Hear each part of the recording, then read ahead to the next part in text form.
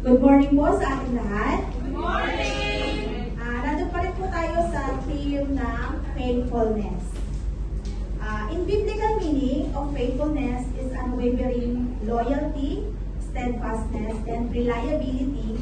It describes the absolute trustworthiness of God and the moral character expected of believers, reflecting His covenantal love.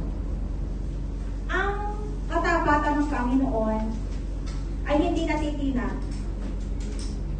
Ang katatagan at ang kanyang, yung magiging maasahan natin sa katapatan ng Panginoon. Tunay nga na ang Lord ay tapat sa kanyang mga pangako sa atin.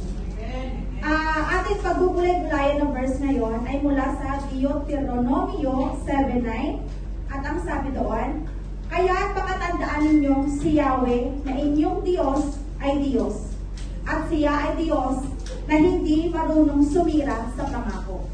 Tapat siya sa lahat ng umiibig sa Kanya at sumusunod sa Kanyang mga tuntunin.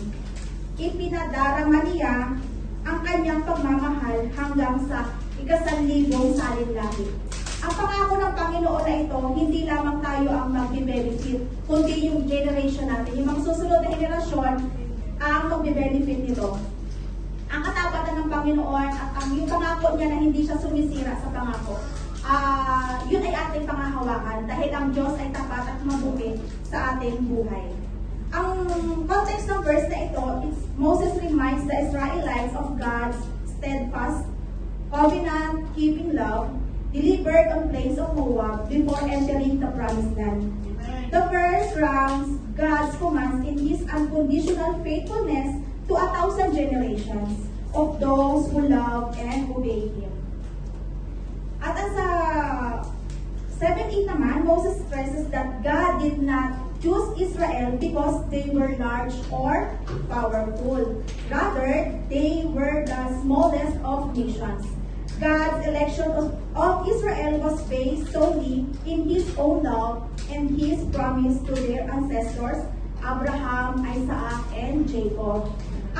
Di ba ang Israel ay piniling bayan, piniling bansa ng ating Panginoon. Hindi dahil ang Israel ay napakalaki. Kung tutuusin ang Israel ang pinakamaliit na bansa. Pero dahil nga sa pagmamahal ng Panginoon at dahil sa pangako ng Lord sa ating mga ninuno, ipinagkaloob pa rin ng Lord ang kanyang pangako sa bansang Israel na ang bansang Israel ay pinili niya dahil nga sa pangako ng Panginoon sa bansang ito, sa ating mga ninuno. Amen. The character of God's faithfulness, He is the one true, supreme God who is completely faithful to His promise. His steadfast love and mercy are assumed to those who demonstrate their love for Him through obedience. He is our sovereign and reigning God. Ang pangako ng Panginoon ay hindi natitinag. Yes.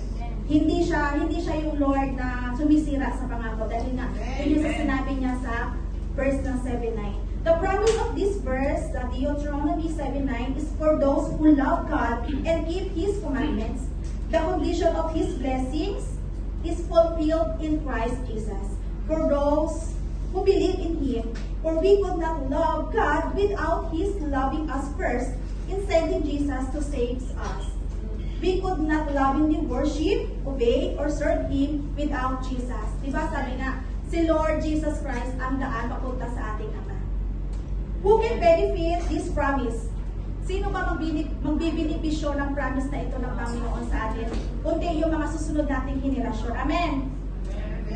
Our response, the coming generations, 1,000 generations are affected by what we believe and do today. Our impact begins with our heart's response to God when we learn of His faithfulness to us, His love for us, and His covenant with us in Christ Jesus. Ang ating magagawa, dahil nga tayo ay mananampalataya kay Kristo, kailangan maipakita natin, ngayon pa lang maipakita natin kung sino si Kristo sa ating buhay. Upang ang susunod na generation natin, makikita nila na yun pala ang Diyos na pinanampalatayanan ng aming henerasyon. Para makita din nila at sa mga susunod pa na henerasyon na maging sila rin mismo ay kumbaga magkaroon sila ng pananaw na dapat kilalanin din nila ang Lord na meron tayo. Let us worship the Lord our God with our lives, give thanks to Him and obey Him from a heart full of love for Him, that the coming generations might see this in you and want to know the Lord too. Dahil tayo ay mga Kristiyano, makita at masalamin sa atin si Kristo sa ating buhay. Nais ko lang i-share ang maiksing testimony nung umuwi ako sa Pilipinas, dito lang, nung nagbakasyon ako. Ang katapatan ng Panginoon sa buhay ko, sa buhay ng pamilya ko, doon ko nakita na si Lord pala talaga, hindi siya sumisira sa pangako. Dahil nga, malayo ako sa aking anak, lumaki siya na malayo ako, pero yung katapatan ng Panginoon, hindi niya inalis. Lumaki ang anak ko ng mabuting bata. Yung tuwing makikipag-usap siya, hindi siya nawawala ng po at opo. At yung nagustuhan ko sa kanya, yung, di ba, nag-aaral siya, gigising siya ng maaga, alas 5, sasabihin niya, Mama, magsasaing na ako. Magsasaing siya, magtitimpla siya ng gatas namin mag-ina. Tapos pag sabay-sabay kami kumain, ang pinaka-nagustuhan ko sa kanya, mag-pray muna siya. Sabi ko nga, Lord, totoo pala talaga na malayo man ako, pero yung presensya mo at yung paggabay mo sa anak ko, hindi talaga siya nasira. Kaya sabi ko nga, Lord, patuloy kitang papupurihan, pasasalamatan sa lahat ng ginagawa mo sa buhay ko, sa buhay ng pamilya ko. Ganon din yun sa ate ko, dahil nga, nag-birthday siya noong 14. Sa sobrang dami ng pinagkakastusan ko nung umuwi ako, pero yung Lord ay tapat sa kanya mga pangako. Although, nung umuwi nga ako, hindi ko alam na may pasabog pala yung pamilya ko sa ate ko, kasi nga hindi ko maibigay lahat ng pangangailangan ng ate ko. May ate kasi ako na special. Ngayon, yung tita ko